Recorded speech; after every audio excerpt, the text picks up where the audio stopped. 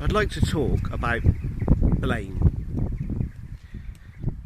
See, a few years back, Arsenal not doing well, and so they thought that there must be something to blame.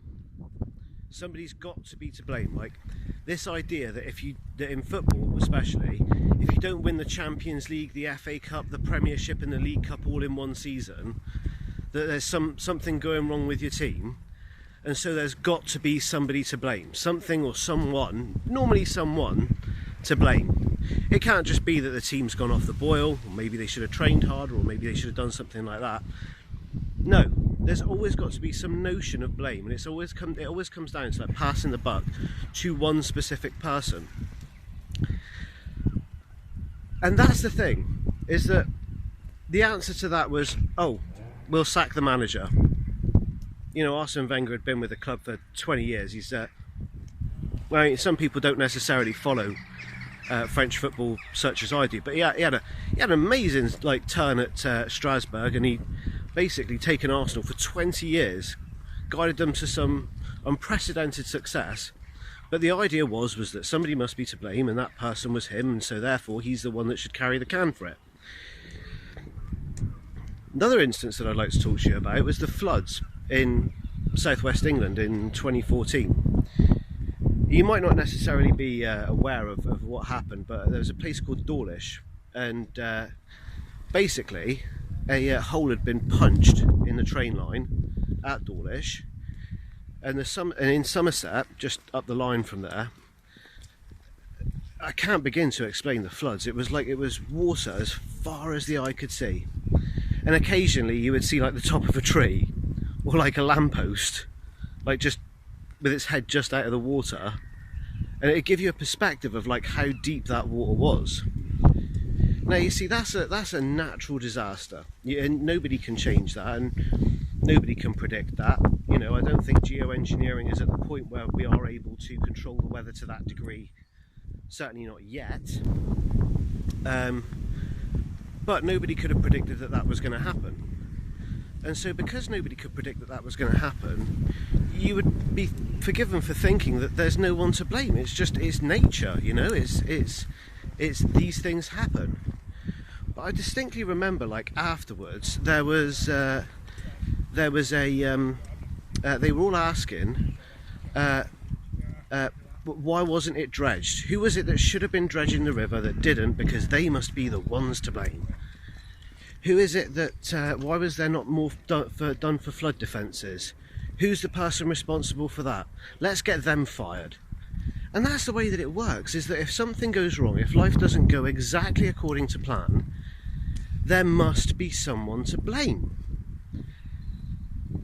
And I would say that that's kind of like, it creates a very warped perspective on things. That we kind of like, that when at times when we're angry and when things haven't gone right, we need someone or something to blame. And that perspective is just, I don't know why, it just doesn't sit right with me.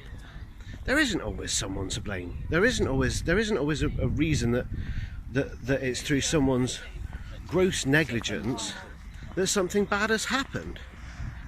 But I think that the two most kind of like the two most negative symptoms, I would say, or side effects of that is, firstly, I think we can kind of like, we can get into the habit, if we're so desperate to blame people, because we're not looking for justice, we're looking for revenge for the way that we're feeling. But one bad habit is that we might end up blaming something that's not actually responsible, and in doing that, we're not actually attacking the root cause. Maybe the reason that Arsenal weren't doing well, sorry about this, maybe the reason Arsenal weren't doing well was because, I don't know, they were just having a bad few weeks. These things happen. And okay, it's frustrating when they happen, but we have to accept that they do happen. Or we could say, and so kind of like to blame the wrong thing, you're not actually attacking the root cause, and you're actually making the problem worse because you're not facing that head on. And so, and the other aspect of it is that given the blame culture that we presently live in, people don't take, in my opinion, and this is, bear in mind, this is just my opinion, you know, like, you listen to it or you don't, but people don't take risks, or there's a lot of CYA, that people don't do things, or they don't explore things because they think that they may get into trouble for it in future, and so they're very apprehensive about what they do, fearful of it, and that fear, it holds us back, it constricts us. And I'm not talking about the present situation, because I don't want to talk about the present situation.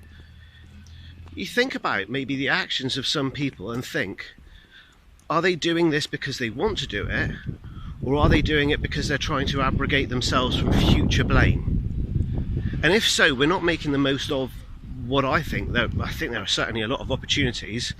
God knows some of the government's friends have taken those opportunities, but we're not taking those opportunities because people are far too concerned with what's going to happen in 6 months' time, in 9 months' time, when people are obsessed with playing the blame game.